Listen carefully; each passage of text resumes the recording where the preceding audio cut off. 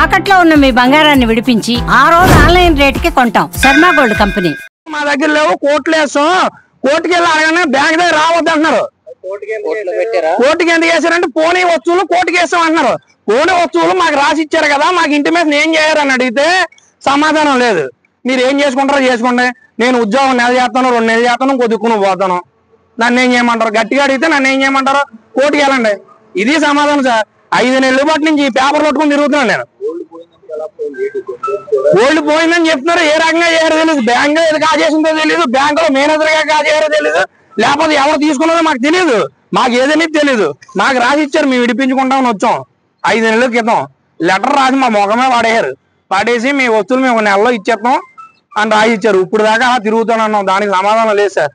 వస్తువులు ఇస్తానంటే లేదు, ఫోన్ వస్తువులకి డబ్బులు ఇచ్చేస్తానన్నారు. ఈ 5 నెలల పాటు వడ్డీ కట్టాలట. ఉన్న వస్తువులు ఉన్నాయి కదా, కోర్టులో ఉన్నాయి, కోర్టులో తేలిన తర్వాత ఇస్తానన్నారు.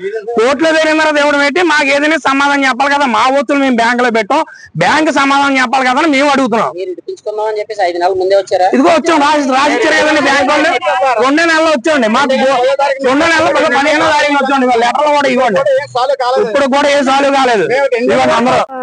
వస్తువు పోయండి, ఒక 2 నెలల వరకు పోయండి. అయ్యి పోతే మళ్ళీ వచ్చి తీర్పిన వస్తే పోయి అన్నారండి.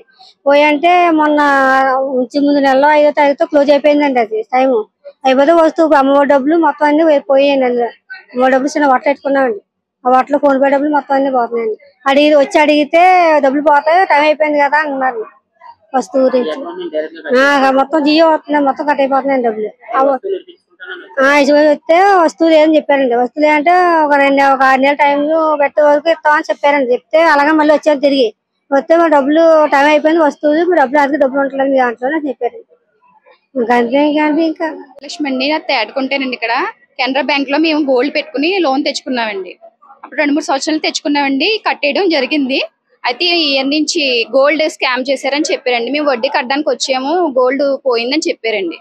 చెప్తే సరే అని అడిగితే మాకు ఫామ్ ఇచ్చి మీకు సెటిల్మెంట్ చేస్తామమ్మా, 2-3 నెలలు టైం ఇవ్వండి అని అడిగి రాసి ఇచ్చారండి మాకు ఫామ్.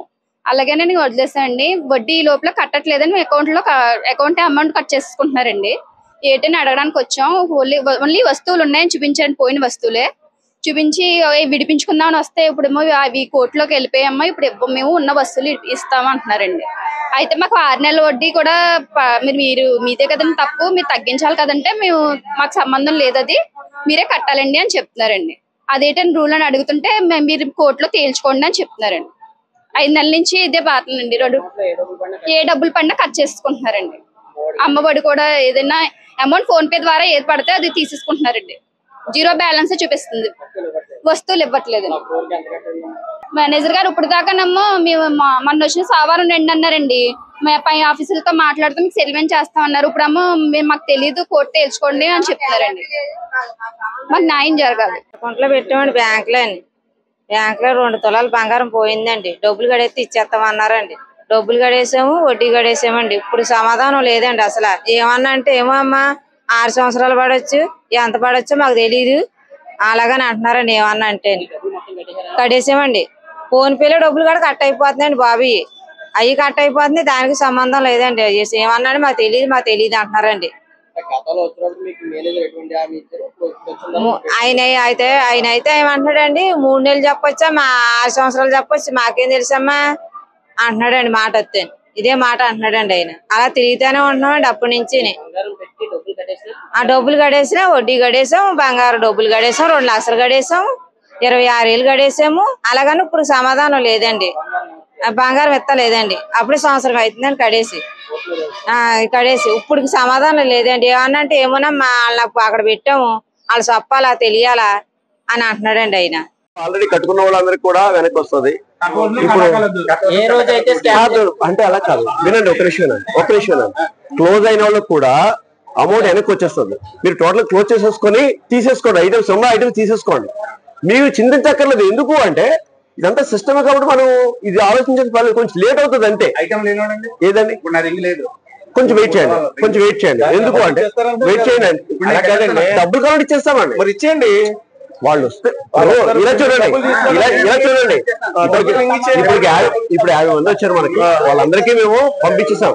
ఒక వారంలో డబ్బులు పడిపోతాయి. ఇచ్చేస్తానని అంటున్నారు.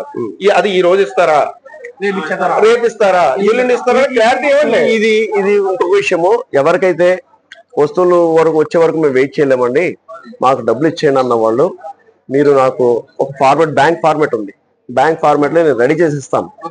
అది రెడీ చేసిన దాంట్లో ఒక లెటర్లో ఏముంటుందంటే ఆర్నమెంట్ గోల్డ్ రేట్ ప్రకారము మీకు 30 రోజులుగా ఇవ్వబడుతుందని ఉంటుంది దాంట్లో. మీకు అర్థం, ఎందుకంటే కొంచెం ప్రాసెస్ స్టార్ట్ అవుతుంది కాబట్టి కొంచెం ఇబ్బంది పడతాం. అది ఎందుకంటే మేము ఇబ్బంది పెట్టి మరి రేపు వచ్చేయండి ఎల్లుండి వచ్చేయండి మళ్ళీ మాకు కూడా మీకు ఇబ్బంది కాబట్టి దాంట్లో 30 రోజులు ఉంటుంది. 30 రోజుల్లోగా రాకపోతే మేము ఫైట్ చేస్తాం, మీరు ఫైట్ చేయొచ్చు. ఓకేనా? మీకు ఒకటి కొంచెం క్లారిఫికేషన్ తీసుకోండి. ఏంటంటే క్లారిఫికేషన్ ఏంటంటే ఒక నిమిషం మీకు రావాల్సిన వడ్డీ వెనక్కి వస్తుంది, అది భరోసా.